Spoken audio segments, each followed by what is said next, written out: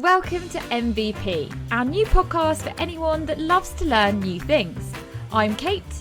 And I'm Jack, and we both work at an online school, MVA. Like most educators, we are passionate about sharing knowledge. And love the sound of our own voices. Each week, we'll invite a special guest to join us for fun and engaging discussions on a wide range of topics, from careers advice to social issues. So sit back, relax, and let's get into it. Hello and welcome back to MVP. Another week, another episode and another guest. Jack, would you like to introduce the legend that's joining us today? Yeah, the man, the myth, the legend. Some of you might know him already. He works at the school we work at, MVA. His name is Sol, and he's one of our elite athlete supporters. Is that the name of your role now, Sol? It's you've got loads of elite athlete mentor, athlete support worker, elite athlete schedule. Bit of this, bit of that. First, Sol, why don't you just tell us a little bit about yourself and a bit about your background? Because I know this is really interesting. You've lived an interesting life for such a young man. Wow, where should I start? Like right from the start. So yeah, I'd like to know you were conceived this day, this time. Joking. I was 9 pounds. No, why don't you tell us a little bit about your journey towards becoming a basketball player? Because I think that's one of the things that's really interesting. Cool. Yeah. So I originally played football, and was quite good at football actually.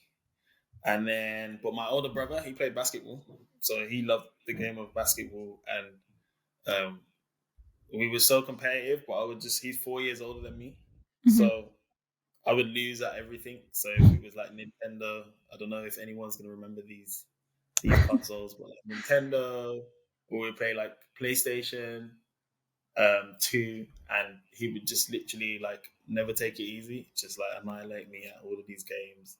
Yeah. And then like on the basketball court, it was the same. So yeah, I played football, but then I stopped playing because I had like a massive growth spurt one summer. And then obviously I thought, you know what, I should probably start playing basketball now. And I started secondary school. And my brother obviously built like a legacy at the school. Like he was like the best player in the school.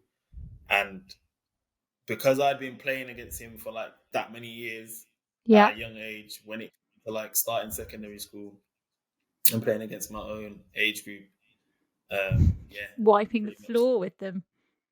Yeah, it was a lot easier than I thought it would be. So yeah, all of that struggle and pain that I went through, it paid off in the end. So yeah, I played throughout school.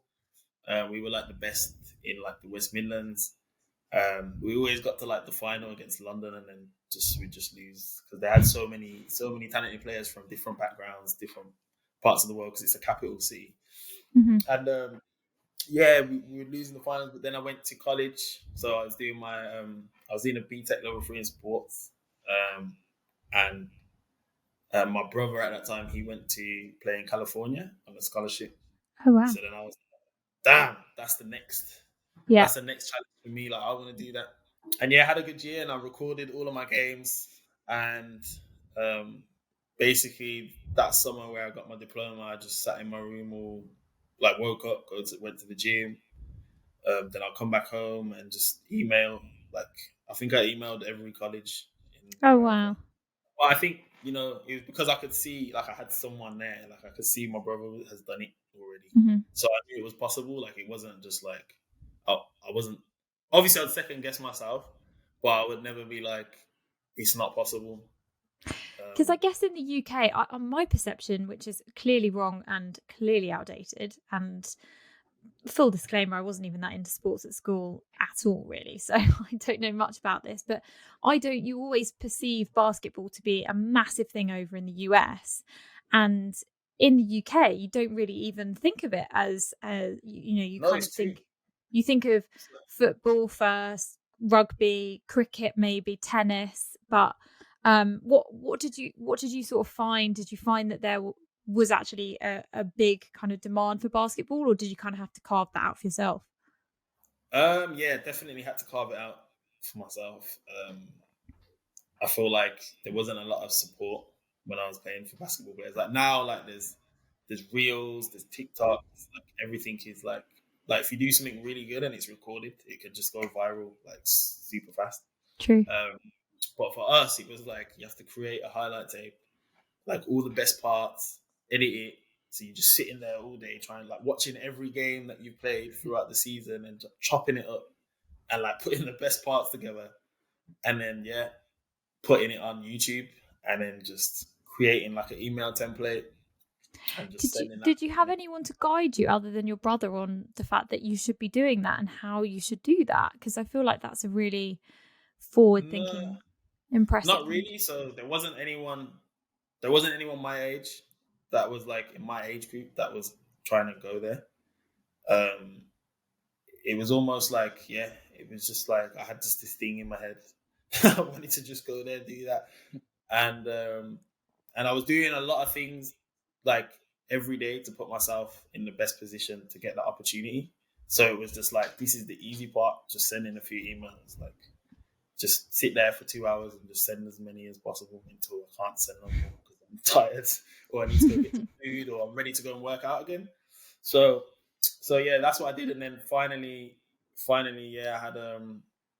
I had actually a scholarship to a Division 2, Carson Newman University, it was called. But it was like last minute. It was like August, and basically you have to sit a SAT or an ACT exam. But it was too late for me to go. There was no spaces left in an exam center, so they hooked me up with a junior college. So basically, a junior college is where it's almost like a foundation degree. Okay. It's where Is this in the States? Yeah. Okay. So it's called an AA degree, and you go to like a small community college in a state. So I went to Cleveland State Community College, which is weird because it's in Tennessee. It's not in Cleveland. Oh. It's in Cleveland State. Yeah. So I was in Tennessee, and yeah, man. So they hooked me up there. But obviously, when you're competing at that level, it was everybody's trying to get to a top 4-year university. So what it is you do your 2 years at the community college, get your AA degree, your associates, and then you finish at the 4 year. So you have your freshman year, sophomore year, junior year, and senior year. Instead of going to the Division 2, I did 2 years at the junior college, and then I went to Division 1, so I skipped it. So I kind of sacrificed those 2 years to get a better scholarship. So what did things look like for you once you were sort of finishing off there? What were your opportunities sort of opening up? Yeah, so after that I had an offer in Norway. Okay. The top league. So I went, where did I go? No, I went home first. Spent the summer with my mates, caught up with my mates, and then I went to Norway for a team called the Kongsberg Miners. So it's like not too far from Oslo. I'd say about 2 hours from Oslo on the train, and that was cool because everybody was like, it's all the guys that had made it out of college and gone to pro. So everyone was a lot more relaxed. Like you get a contract, you pay to perform, you have your own schedule. Oh, that's nice. Getting actually paid. Yeah. So, yeah, man. Like, so you go from like being on a leash at college where like they own you basically. Yeah. Loads of people coming to watch and making so much money from like these games. Like you're flying to games. How old were you at this point? So when I went to Norway, I was 21. Wow. So you're 21 and you're already now living in sort of your third country, if you count the UK. Yeah, basically. That's you have to grow up fast, I think, when you're a young athlete. No, I left home when I was 19. Yeah. And I had to pay for my own flight. So I worked in Asda for my flight because the scholarship is just like when you get there, that's it. Like then they pay for everything once you touch the American soil and you've gone across the pond. But I was in Asda. I was like the green giant in Asda wearing like green polo. So and then we actually won. We won the league there that year. So that was a good introduction. Oh wow. To professional basketball. So Did you yeah. find it difficult, sort of moving to different countries at such a young age? Yeah, so yeah, that living out of suitcase is not the best. Especially like you don't have the people that genuinely do care around you all the time. So like, in the UK, I had my friends supporting me at all times. Like, come on, man, you can do it. Like, if I had a Mhm. bad game, like it would be, oh, let's go out and eat. Like, let's talk about it. Like, it's fine. Like, next game. But when you're like away from home, nobody cares, man. You're just competing. So I had to turn into a dog real quick. Um, I imagine that's the case for like a lot of young athletes that you come across, where they either they're going abroad to go to these training camps, or they've got tournaments where they're constantly on the move. Have you found, or did you find anything that worked particularly well to kind of get over that and just make life feel a little bit more normal? Yeah, I would say like exploring and just trying to step out of your comfort zone all the time. So I would just go to I was just going to the supermarket, like asking the assistant, like genuinely, I didn't care if I looked stupid. I'd just be like, well, how do I say this? Like, where's this? Like, I don't understand. Like, especially when I played in Spain, that was We've tough. not even got to Spain yet. Bloody hell. I thought this was ending in Norway. Yeah, Norway was fine because they speak a lot of English in Norway. But I would say like outside of the sport, I would say trying to like just opening up to people and just trying to learn as much as possible.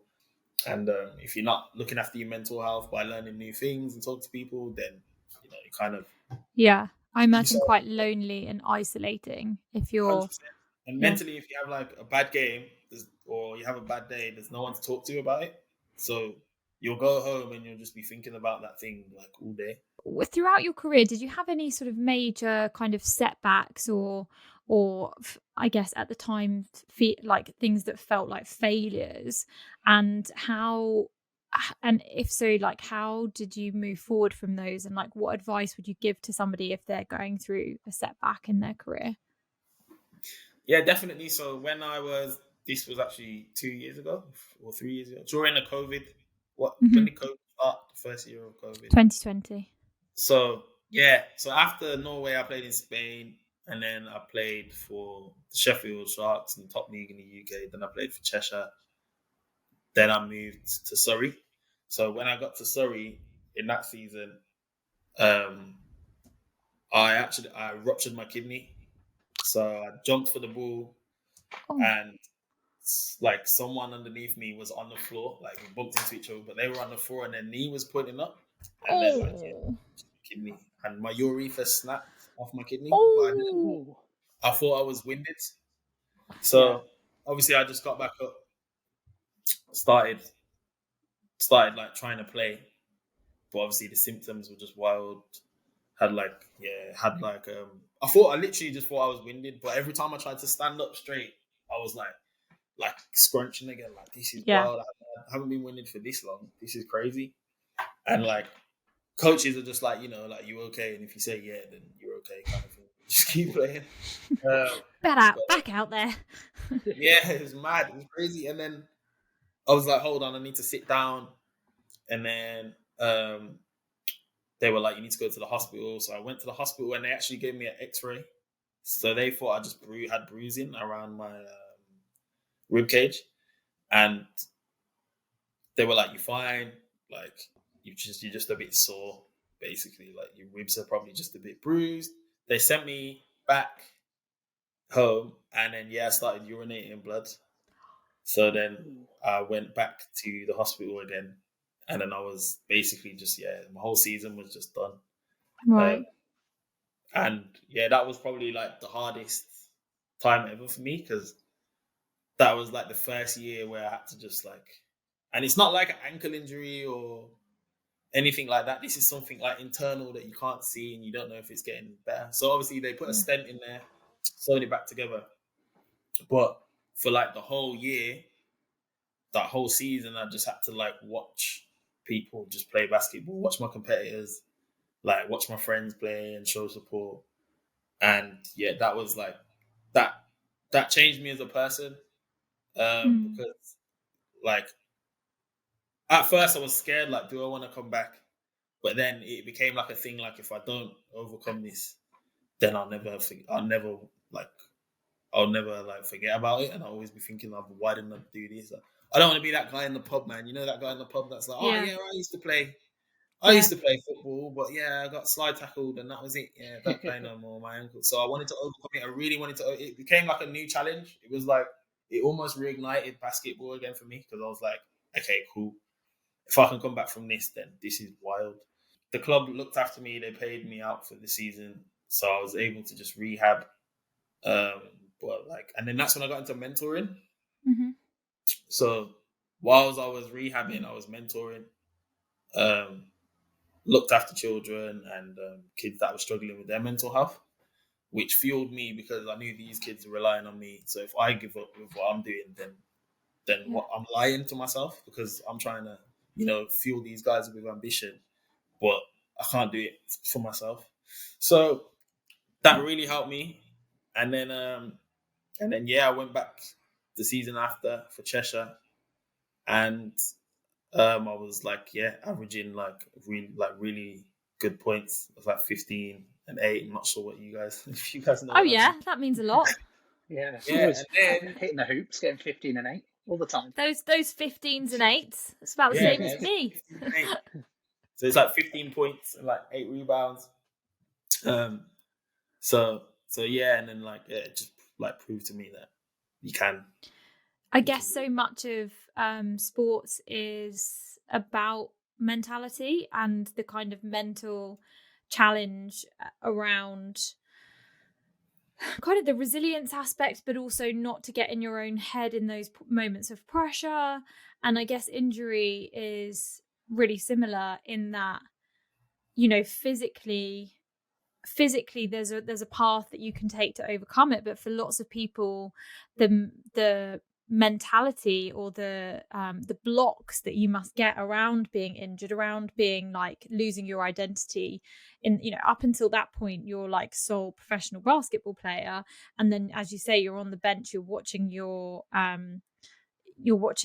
teammates playing when it should be you, and it must feel very unfair, something that was completely out of your control, but to be able to, I don't know, channel that.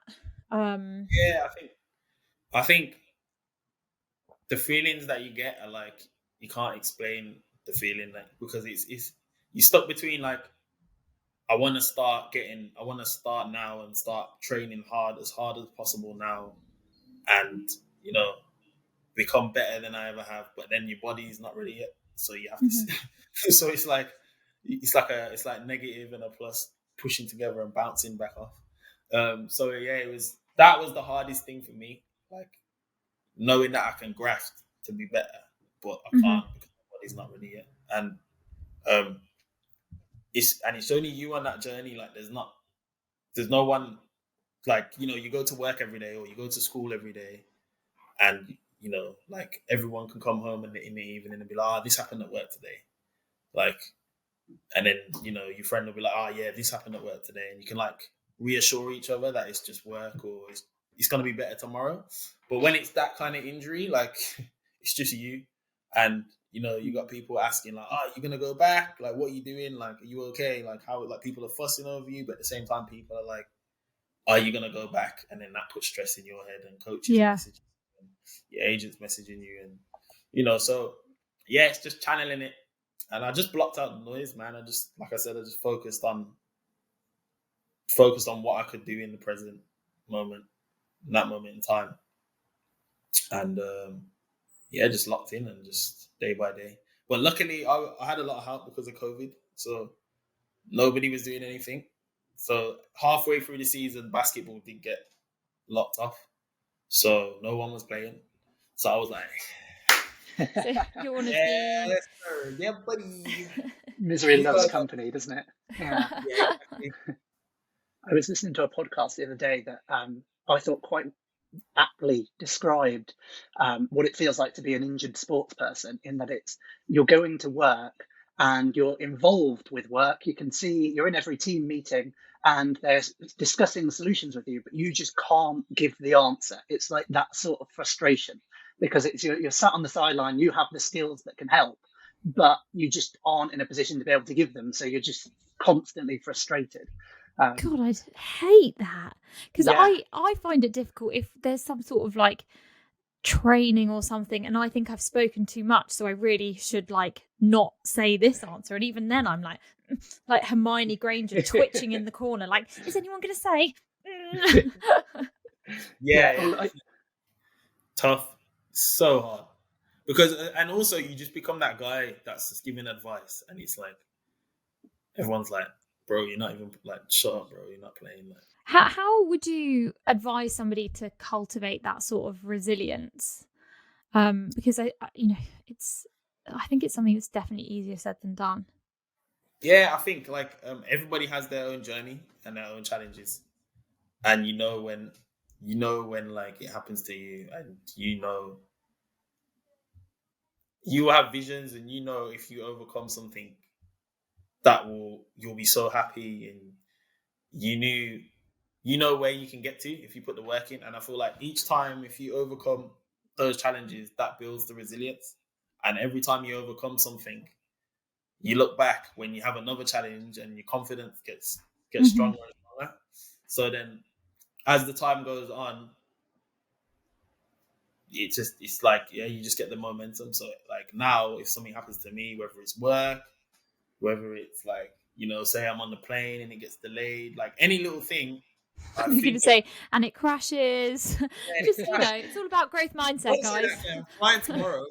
If I crash tomorrow, guys, it's all Kate's fault. We'll put a lovely little RIP memory thing at the end of this podcast when we play it. Yeah, we'll cut it exactly here, and then it'll be the Jack, silence. Jack, you guys are scaring me. Yeah, as I was saying, like, every time you do overcome a challenge, that builds the resilience. So yeah, you just compare it to your other challenges and the ones that you've overcame before, and then that allows you to have the energy and fuels you to do the same thing again. And your role currently at MVA, you work with lots of these young athletes. What are some of the key sort of habits that you would encourage them to instill, or values, principles? Are there any sort of, not rules, but guidelines that you tend to say are applicable across lots of different sports, that maybe people listening could adopt themselves? Yeah, definitely. I would say plan, like have a vision.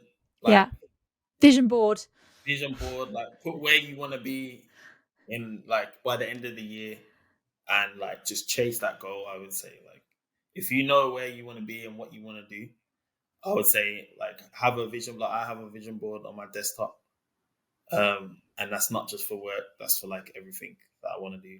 My sister made a vision board in the summer of last year, and all of the things on her vision board came to fruition by the end of the year, and she has not stopped going on about it.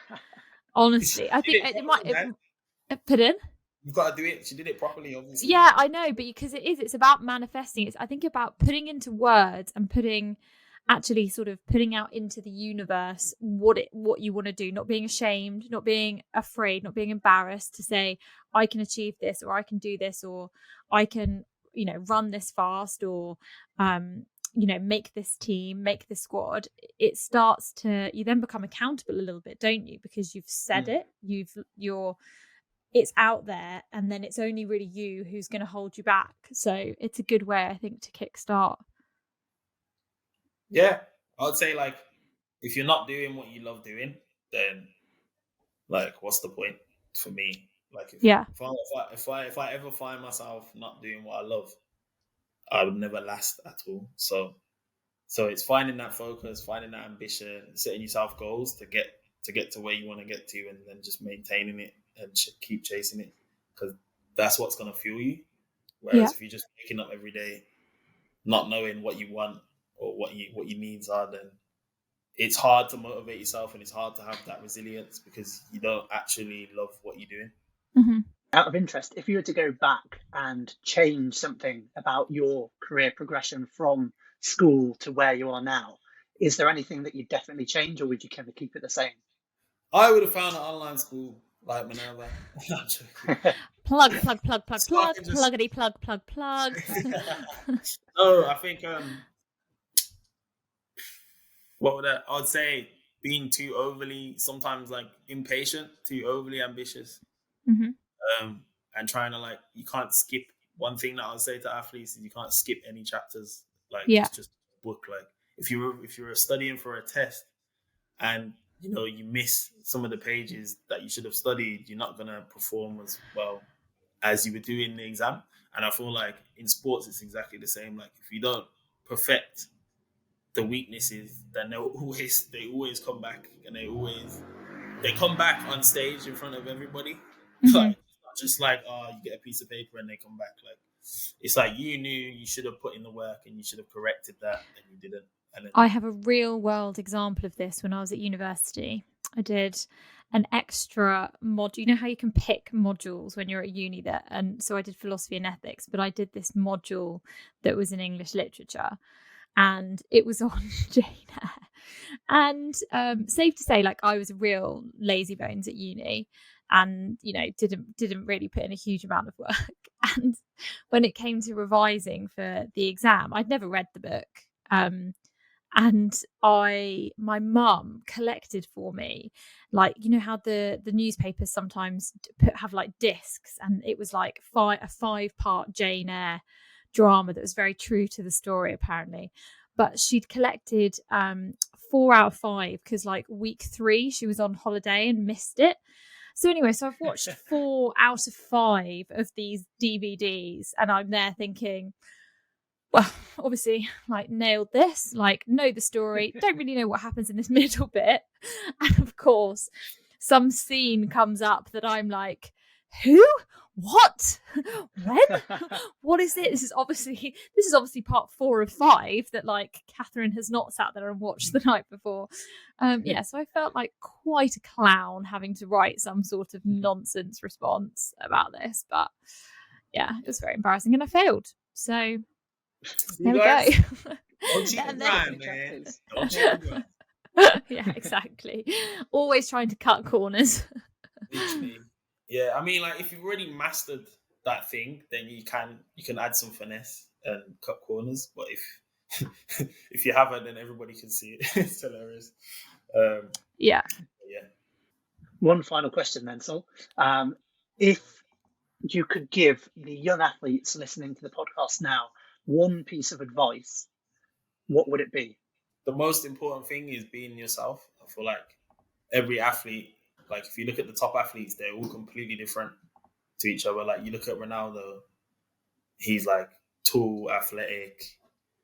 You look at Messi, he's like 5 foot nothing, and like he's still, you know what I mean?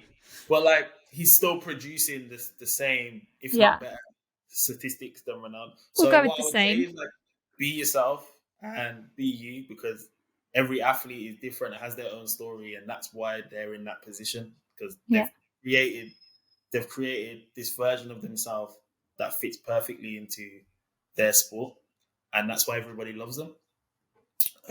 Whereas I'd say if you're trying to mimic everything that another athlete does, then you're not gonna be able to go as far as you want, because you're not chasing different things and adding them to your game to become the magnificent athlete that you could possibly be. You know what I mean? Yeah, So, absolutely. Definitely, like, be yourself, man. Have your own identity. Oh, yeah, that's great. And I think that's a really nice sort of thing to, like, a nice message to sort of walk away with. I had a horrible realization about 5 minutes into this that I did not prepare any of the other features, Jack. I was like really organized with questions about becoming an athlete, and then I remembered that it was my turn to do Teach a Lion Pants on Fire, and suddenly there's probably a moment about 3 minutes in where like the blood drains from my face and I realise I have not done my homework. Jack, I remember you saying the other day that you had a couple in the bag. Yeah. I can do a Teach a Lion Pants on Fire. Yay! Okay, so we have 2 last features that we do. The first one is Teach a Lion Pants on Fire, where you and I, Sol, will try and guess out of 3 sort of facts or headlines that Jack tells us. We've got to guess which one's the lie. It's a bit like 2 truths and a lie, basically. And then we'll both tell you our MVP of the week, which I will think of in the next few minutes. Jack, do you want to take it away then with your headlines? I do. So, number 1 is Cadbury's flake chocolate feels different and is too crumbly, say ice cream sellers. And there's a lot of outrage amongst this across the ice cream seller board. Crowds of visitors visit nun's non-decaying body in US city. I had to pause there because nun's non-decaying body, it's a bit of a mouthful. And man arrested after circumnavigating the globe with a beetle. Arrested? Yeah, arrested. Do you know why he was arrested? Yeah, go on then. He was arrested because to circumnavigate it, he basically had to get off multiple planes, and it's like taking a biohazard. He didn't have the paperwork to take the beetle. It was a physical beetle rather than like Paul McCartney or whatever. Yeah. I was thinking the car. No, the car. Yeah. I think so. I think the first one and the last one are true, and the middle one's false. No, I think the middle nun's one's non-decaying body. No, I think the middle one's true. I think I've seen that somewhere. Unless I'm just thinking of Saint Bernadette in Lourdes. But I feel like one. I feel like 1 or 3 are the lie, and I feel like one is something. How many can be wrong? 2. Yeah, 2 2 are true, correct. 1 lie. 2 are so true and 1's a lie. The first one and the last one are correct. No, I don't think so. You don't believe maybe in a non-decaying body. It's a miracle. I believe in miracles. Okay, so Sol, you think number 2 is the lie? I'm just gonna watch what I say. No, I don't think it's actually a religious thing that this like preserved. I'm not about to take great offense because you don't believe that like a nun's body would decay. No, other people might. I don't. Yeah, know. no, of course, and everyone's entitled to believe what they like, and obviously, that's crazy because all bodies decay in the ground. But I believe that there could be like some chemical, because I know there's definitely with Saint Bernadette, there's like she basically didn't decay, and again, that could be a miracle. Could be. Wait, do we have to agree? No, we don't. So but I can't decide whether 1 or 3 is a lie. I think 3 is the lie. So, and you think 2 is the lie? Kate, you are correct. 2 was the nun. The nun is true. They're buried in 2019. This nun just hasn't been decaying, and scientists have then said this actually isn't incredibly rare. It's just the conditions that the nun is in. The first one was about Cadbury's Cadbury's flakes being too crumbly. There's been a big uproar in the news this week of ice cream men coming up against it because they're just coming with they're buying these boxes of flakes and they're all smashed up. And then the circumnavigating the globe with a beetle, that was incorrect. That was the lie. That was a lie. It was a lie. That's Made so it completely up. I love a flake. Yeah. More importantly, flakes are great. Big fan of the flake. It doesn't matter if they're crushed or. Yeah, they are good. I've not had one of those ice creams yet this year. Maybe I'll get one of these this weekend. Sure. And so the last thing is MVP of the week. Jack, I've actually got one, and you're not it, Sol. Sorry to say. You do get to decide which one's better, though. Okay. So mine is a lady called Faye Trowbridge, who has been. She's a florist, and she's been leaving out bouquets of flowers as kind of random acts of kindness to bring a spotlight on Mental Health Awareness Month as well in her local village. And so people who are feeling lonely can take these bouquets of flowers home and kind of display them, and it just helps to brighten their day. And I think that is very lovely. Oh, that is very, very lovely, Jack. Get the cute. violin out. So cute. Jack, you should little. do that, man. Sweet little flowers. And Yeah, should be actually, inspired. I feel like flowers really do cheer people up as well. They're so They smell good. I love the They do smell of smell flowers. good. I can't keep a plant alive, unfortunately. Hopefully, I'll be better with children. But the I will be. Okay, so my MVP of the week is mine's actually a collective, because I had the great honour of watching a wonderful football match this weekend with my local town, Luton Town, getting into the Premier League for the first time ever. I did not get to watch this in person, I should say, disclaimer, I was watching it on the telly. But Luton Town it was an absolutely amazing match that ended after extra time in penalties, which I just think is savage for both teams. But as a club, they are such a wonderful club. I worked with them for a number of years in my previous role, and they care so much about the community, and they do so much within the community. They work closely with all of the local schools, and there's lots of people at the club that I know and have worked with, and it was really, really special to see them win. I felt actually really emotional and really, really proud, even though I'm not massively into football, but it was just, it was amazing to see this club do so well, and what that means for them. I think it's something like 170 million in like TV rights or something from being in the Premier League, which, is just obviously going to be such a game changer for that club, but also for the for Luton in general, which I think will really, really benefit from that. And I think it was really nice to see like lots of old people I'd worked with as well, really celebrating that, and all of the students that I used to teach. It was obviously a big thing in everyone's hearts. So they're my MVP of the week, even though they are a team and not a single person. But well done. That's a nice one. I'm happy for you to win that one. I think that's such a feel-good story that the flower giver, Faye, can just kind of sit in second place this week. Sorry, Faye. You can come back next week. Yeah. What do you reckon, Sol? Which is better? Yeah, you can pick, or you can have your own one if you want. No, I'm an Arsenal fan, so I really like that lady, Jack. She's so good for the mental. I love everything about mental health. The flowers. I love the smell of flowers. She needs to go and hand them out to those poor Arsenal team after the past few weeks.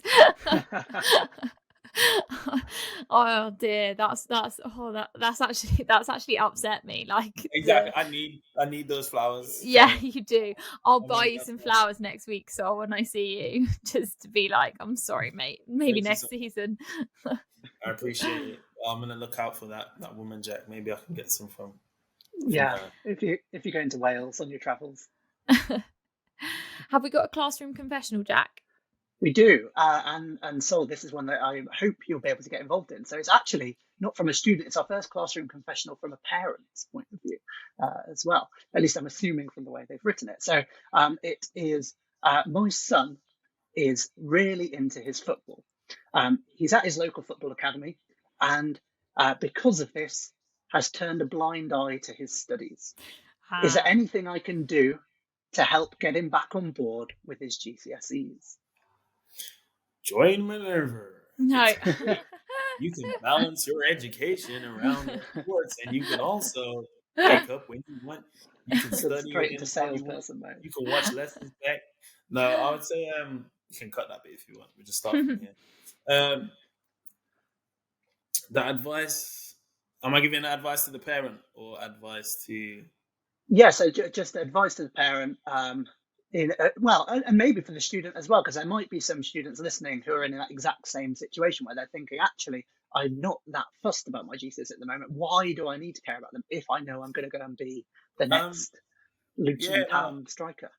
For sure. No, I would say, like, why not just be great at both? Like, why just do one? Like, you can only train, play for a certain amount of hours anyway.